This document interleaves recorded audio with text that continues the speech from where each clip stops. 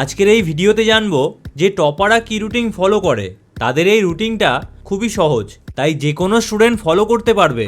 তাই পরীক্ষা অবধি শুধু এই রুটিনটাই ফলো করো, তাহলে অবশ্যই টপার হতে পারবে। জেগে ওঠো চ্যানেলে তোমাদের সবাইকে স্বাগত। তোমাদের একদম ক্লিয়ার থাকতে হবে যে কখন কি পড়াশোনা করবে, যেরকম কোন সময় হোমওয়ার্ক করবে, কোন সময় নতুন কোনো চ্যাপ্টার পড়বে, তাহলে পড়াশোনা করতে অনেক সুবিধা হবে। এবার খুব তাড়াতাড়ি যদি সিলেবাস শেষ করতে হয়, তাহলে বেশিরভাগ সময় তোমাদের পড়াশোনা করতে হবে। তাই সবার প্রথম খুঁজে বার করো যে সারাদিনে কোন টাইমগুলো ফাঁকা আছো। তার জন্য প্রথমেই ঠিক করো যে কটার সময় ঘুম থেকে উঠবে। অনেকে কি ভুল করে, তারা যখন ইচ্ছে ঘুম থেকে ওঠে, ফলে দিনের শুরুতেই টাইম নষ্ট করে ফেলে। কিন্তু তোমরা এমনটা করো না। তোমরা ঘুমানোর এবং ঘুম থেকে ওঠার সময় ঠিক করে রাখো। যেরকম ভোরে উঠতে পারলে 6টার সময় উঠে পড়ো, তাহলে অনেক বেশি টাইম পাবে। অথবা রাত জেগে পড়তে চাইলে রাত 2টো অবধি পড়াশোনা করো, সেক্ষেত্রে দেরি করে উঠলেও কোনো অসুবিধা হবে না। তবে সারাদিনে 7 ঘন্টা অবশ্যই ঘুমানো উচিত। এবার ঘুম থেকে উঠে ফ্রেশ হয়ে তোমরা মর্নিং ওয়াক করতে পারো এবং টিফিন করে পড়তে বসে যাও। আর যাদের সকালে টিউশন থাকে তারা টিউশন পড়তে যাও।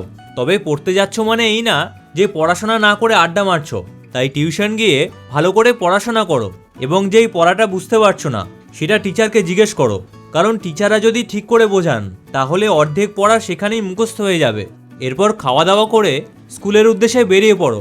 তবে যাদের ভোরবেলা স্কুল থাকে তাদের স্কুল যাওয়ার আগে খুব বেশি সময় থাকে না, তাই সেই ক্ষেত্রে দুপুরবেলা পড়াশোনা করো। তোমরা স্কুল এবং কোচিং বাদ দিয়ে সারাদিনে 5 ঘন্টা পড়াশোনা করবে। এবার এই 5 ঘন্টাকে 3 ভাগে ভাগ করো। যেরকম সকাল অথবা দুপুরবেলা 2 ঘন্টা রাখবে। এই সময় সবচেয়ে কঠিন সাবজেক্টটা মুখস্থ করো। এরপর সন্ধে 6টা থেকে 8টা অবধি যে কোনো 2টো সাবজেক্ট পড়ো। এরপর আধ ঘন্টা একটু রেস্ট নিয়ে নাও এবং ফ্যামিলির সাথে গল্পও করতে পারো। তবে অনেকের আবার সন্ধ্যায় টিউশন থাকে, সেক্ষেত্রে টিউশন পড়তে যাও এবং টিউশন থেকে এসে টিফিন করে নিয়ে পড়তে বসো।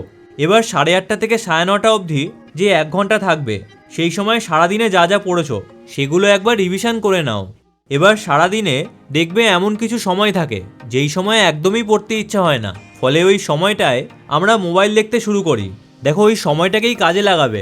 যেরকম নোটস তৈরি করতে হলে তোমরা ওই সময়টাই করতে পারো, তাহলে সেই সময়টা তোমাদের নষ্ট হবে না। এবার প্রশ্ন হলো, আমরা মোবাইল কখন দেখব? দেখো, মোবাইল ইউজ করার জন্য সারাদিনে 1 থেকে 1.5 ঘন্টা সময় রাখবে এবং শুধু সেই সময়টাই মোবাইল ইউজ করবে, তাহলে পড়াশোনায় একটুও ক্ষতি হবে না।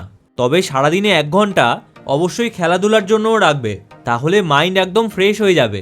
তোমরা এই রুটিনটা একদম পরীক্ষা অবধি ফলো করো, তাহলে অবশ্যই টপার হতে পারবে।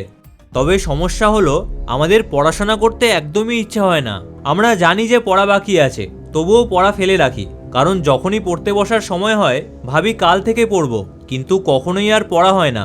এবার এই সমস্যাগুলো যদি একেবারে দূর করতে চাও, তাহলে ডান দিকের ভিডিওটা দেখো। আর যদি পড়াশোনার সাথে কিছু ইনকাম করতে চাও, তাহলে বাঁ দিকের ভিডিওটা দেখো। তাহলে তোমাদের সাথে ওই ভিডিওতেই দেখা হচ্ছে। ভিডিওটা ভালো লাগলে চ্যানেলটা অবশ্যই সাবস্ক্রাইব করো।